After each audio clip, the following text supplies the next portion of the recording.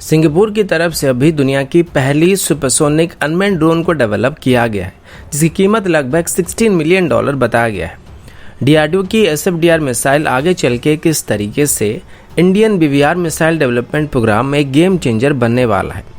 GRSC की तरफ से अभी प्रोजेक्ट 17A क्लास की तीसरी वेसल की कील को प्लेस कर दिया गया है और जल्दी से इसको लॉन्च करने की तैयारी किया जा रहा है। पाकिस्तान की GF-17 थंडर में अभी इतने सारे टेक्निकल इशू सामने आए हैं जिनको बताते बताते आज का वीडियो खत्म होने वाला है। और F-15EX को इंडियन मार्केट में काउंटर करने के लिए हो सकता है रशिया की तरफ से भी भारत को अपनी Su-57E को इसकी एक अल्टरनेटिव के तौर पर ऑफर किया जा सकता है। ऐसे ही कुछ और खबरों के बारे में हम आज की वीडियो में बात करने वाले हैं।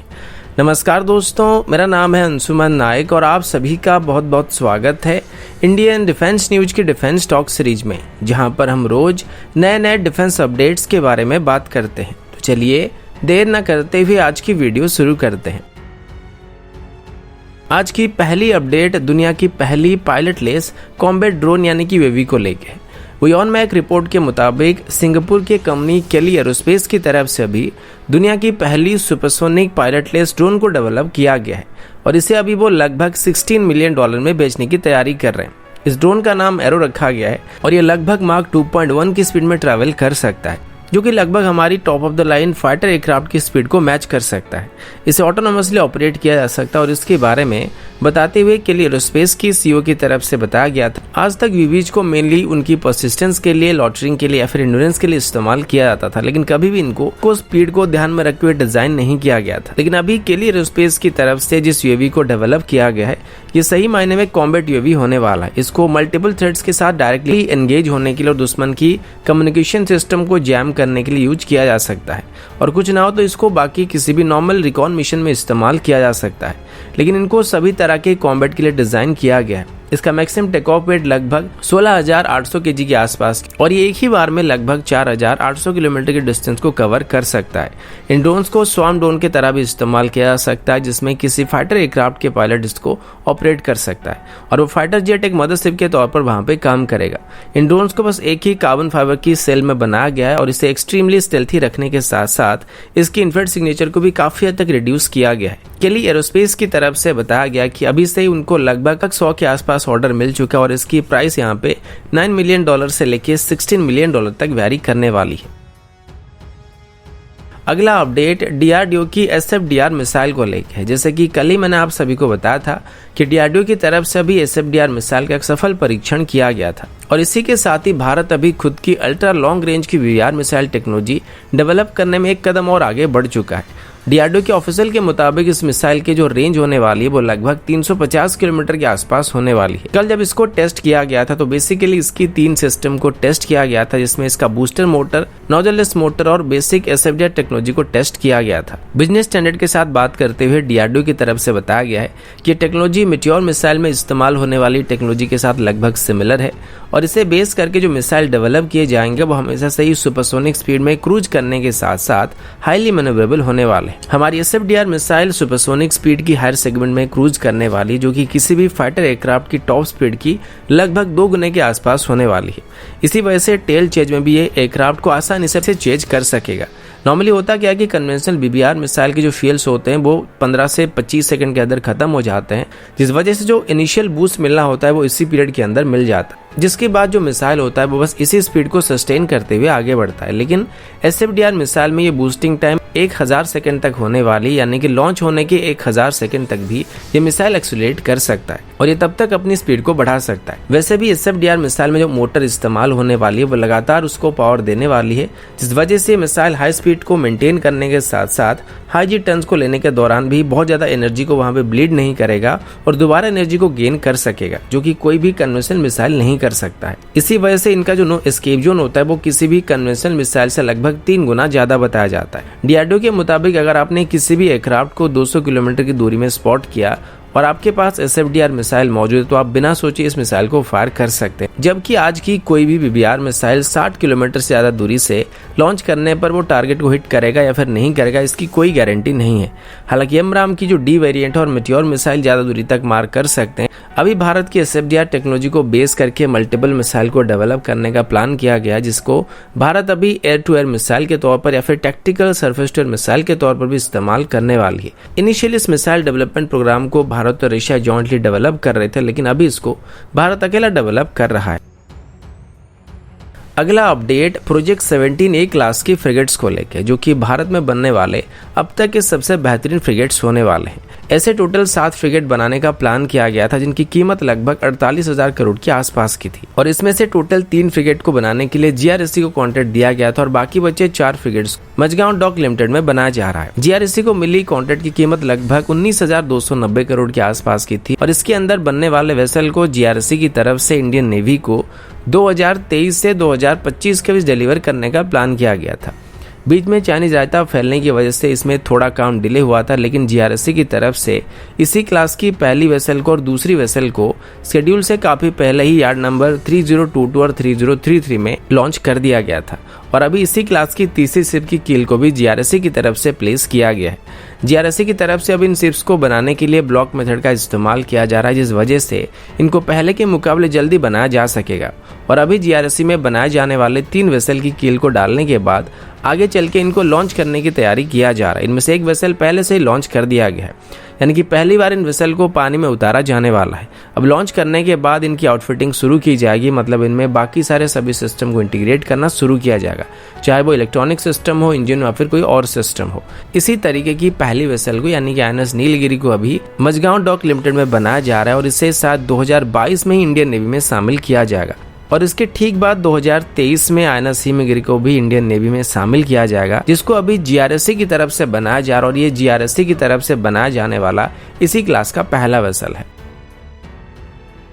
अगला update head up display system को लेके है। HAL की तरफ से भी इजराइल की एल्बिट सिस्टम के साथ एक MOU को साइन किया गया है, जिसमें ये दोनों एक साथ मिलकर अभी हेड अप डिस्प्ले सिस्टम को मैन्युफैक्चर करने वाले हैं। हेड अप डिस्प्ले सिस्टम को मेनली एयरक्राफ्ट में इस्तेमाल किया जाता है, जो कि पायलट्स को काफ़ी सारे नेविगेशनल डाटा को आंखों के सामने दिखा देते हैं, जिस वजह से फ्लाइट के दौरान पायलट को सामने से आंख को हटाकर नीचे कॉकपिट के कोई भी डिस्प्ले को बार बार देखने की जरूरत नहीं पड़ती है। और इसमें मेनली वो सभी सिस्टम को डिस्प्ले किया जा सकता है जो कि फ्लाइट के दौरान पायलट का जानना जरूरी होता है। अभी इनको कमर्शियल एयरक्राफ्ट और ऑटोमोबाइल सेक्टर में भी इस्तेमाल करना शुरू किया जा चुका है। अब एल्बिट सिस्टम की तरफ से HAL को इन सिस्टम को मैन्युफैक्चर करने में मदद किया जाएगा और आगे चल के HAL इन सिस्टम को अपने किसी भी इंडिजिनस सिस्टम में इस्तेमाल कर सकेगा। सबसे पहले इनको यूपी की कोबरा फैसिलिटी में बनाना शुरू किया जाएगा और अभी तक एल्बिट सिस्टम की तरफ से भारत को लगभग 500 हेड अप डिस्प्ले सिस्टम को सप्लाई किया जा चुका है, जिनको हमारी SU-30 MKI, जगुआर या फिर पुराने MiG-27 जैसे एयरक्राफ्ट में इस्तेमाल किया जाता है। लेकिन अभी इनको सीधे लाइसेंस प्रोडक्शन के तौर पर भारत में बनाना शुरू किया जाएगा। साथ ही अभी भारत में जो हेड अप डिस्प्ले सिस्टम बनाए जाएंगे ये मॉडर्न सिस्टम होने वाले हैं, जिसमें wide angle, large display area और हाई ब्राइटनेस के साथ साथ शार्पनेस भी रहने वाली, जिससे डायरेक्ट सनलाइट के दौरान भी इसमें डिस्प्ले किए गए सभी सिस्टम हमको क्लियरली नजर आने वाले हैं। अगला अपडेट JF-17 थंडर को लेके। वैसे इस फाइटर जेट को पाकिस्तान की आन बान और शान कहा जाता है और इसके खिलाफ एक शब्द भी बोलने पर बिना वीजा के आके वीडियो को डिसलाइक मारने वालों के पिछवाड़े में ऐसी आग लग जाती है मानो बिना चमड़ी वाले कुत्ते के पिछवाड़े में किसी ने पेट्रोल डाल दिया। लेकिन आज मैं इसके बारे में अपने तरफ से कोई भी बुरा भला नहीं बोलने वाला और मेरा मानना यह है कि JF-17 दुनिया का इकलौता अल्ट्रा जनरेशन फाइटर एयरक्राफ्ट है जो कि इंटरगैलेक्टिक वॉरफेयर के लिए डिजाइन किया गया था। लेकिन पता नहीं क्या हुआ, इसमें कुछ गड़बड़ी अभी सामने आ रही है। सबसे पहले तो इसको एक लो कॉस्ट लाइटवेट एयरक्राफ्ट के तौर पर डेवलप किया गया था, जिसे थानोस की चमगादड़ों के साथ लड़ाई लड़ने के लिए इस्तेमाल किया जा सके। लेकिन अभी इसकी जो मेंटेनेंस कॉस्ट है ये पाकिस्तान को काफी ज्यादा पड़ने लगा है। सबसे पहले तो इसको 1999 में चाइना और पाकिस्तान की तरफ से डेवलप करना शुरू किया गया था और उसके बाद हर एक पाकिस्तानी मदरसा में या फिर स्कूल में उनको ये सिखाना शुरू कर दिया गया कि JF-17 इंडियन एयरफोर्स की SU-30 MKI, मिराज या फिर MiG-29 से बेहतर एयरक्राफ्ट है और ये इकलौता ऐसा फाइटर एयरक्राफ्ट है जिसमें रूहानी ताकत है और ये थानोस की मदद शिप्स को मार के गिरा सकता है।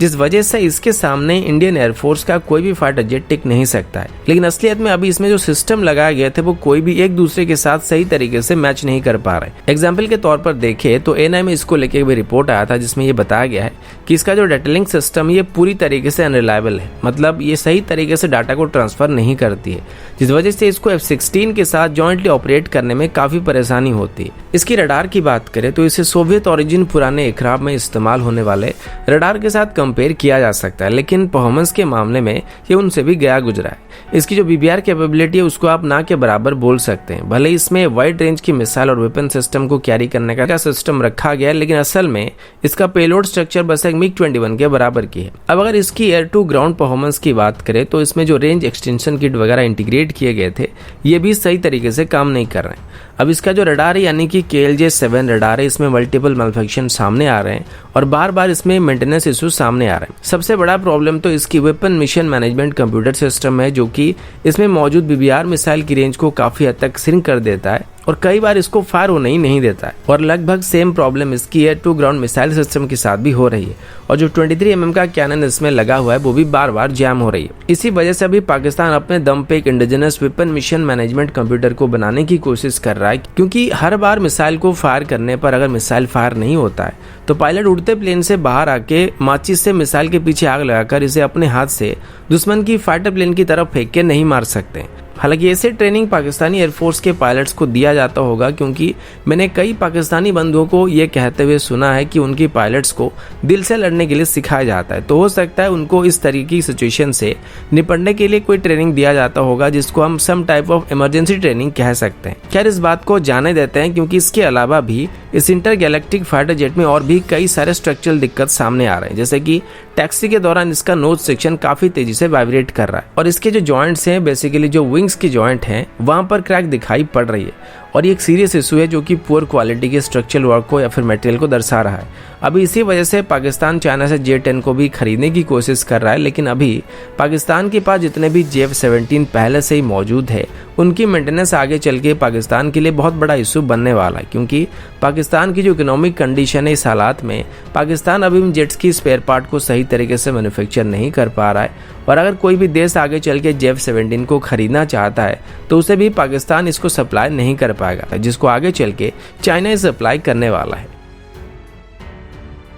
अगला अपडेट Su-57 को लेके है। आप सभी को पता होगा कि रशिया की तरफ से अभी फाइनली अपनी Su-57 एयरक्राफ्ट को पूरी तरीके से तैयार कर लिया गया है और खुद रशिया अभी अपनी एयरफोर्स में इसकी 76 यूनिट को शामिल करने वाला है, लेकिन भारत की तरफ से अभी तक इसमें कोई भी खास इंटरेस्ट दिखाया नहीं गया था। इसी बीच यूरेशियन टाइम में इसको लेकर एक रिपोर्ट आया था जिसमें यह बताया गया है कि हो सकता है अभी रशिया भारत को Su-57 की ई वेरिएंट को ऑफर करने वाला है। वैसे इसे रशिया पहले भी भारत को कई बार ऑफर कर चुकी है, लेकिन इस बार रशिया भारत को इसे यूनाइटेड स्टेट के F-15EX की अल्टरनेटिव के तौर पर ऑफर करने वाला है। अब F-15EX यूनाइटेड स्टेट की तरफ से गवर्नमेंट टू गवर्नमेंट डील के अंदर भारत को ऑफर किया जा रहा है और इसे यूनाइटेड स्टेट की तरफ से MMRC-2 डील के अंदर भारत को ऑफर किया जा रहा है। और रशिया को पता है कि इस टेंडर में रशिया की पकड़ इतना मजबूत नहीं है, क्योंकि पहले से रशिया इसमें अपनी Su-35 को और MiG-35 को ऑफर कर रही है, लेकिन भारत इन दोनों फाइटर जेट में कोई खास इंटरेस्ट नहीं दिखा रहा है। भारत का जो मेन फोकस है अभी वो स्टेल्थ, इलेक्ट्रॉनिक वॉरफेयर सिस्टम, बेहतर रडार, बेहतर एवियोनिक्स सिस्टम और BBR कैपेबिलिटी के ऊपर है, जो कि पहले से रशियन जेट में अवेलेबल नहीं थे और रशियन जेट को मेनली मैन्युअलिटी को ध्यान में रखकर डेवलप किया जा रहा था। पर Su-57 इकलौता ऐसा एयरक्राफ्ट होने वाला है जो कि इन सभी सिस्टम को ऑफर कर सकता है। और अगर रशिया इससे MMRCA में किसी भी फाइटर जेट के अल्टरनेटिव के तौर पर भारत को ऑफर करता है तो ये इसमें ऑफर किए गए बाकी सभी एयरक्राफ्ट को आउट परफॉर्म करने वाला है। और सबसे बड़ी बात यह कि इसमें रशिया अब एक हाइपरसोनिक मिसाइल को भी भारत को ऑफर कर सकता है, जिसको लेके कुछ ही दिन पहले रशिया की तरफ से बताया गया था कि भारत रशिया की इस ऑफर को कभी भी नजरअंदाज नहीं कर सकता है। अब हालांकि अभी तक इसके बारे में रशिया की तरफ से कोई ऑफिशियल स्टेटमेंट नहीं दिया गया, लेकिन अगर सच में Su-57 को रशिया MMRCA डील में ऑफर करता है तो ये इस पूरे टेंडर का टर्निंग पॉइंट हो सकता है, क्योंकि हम किसी भी मामले में इसे बाकी MMRCA टेंडर में पार्टिसिपेट करने वाले एयरक्राफ्ट के साथ कंपेयर नहीं कर सकते। तो दोस्तों अभी के लिए इतना ही, मिलता हूं आपसे अगले वीडियो में, तब तक के लिए जय हिंद, वंदे मातरम।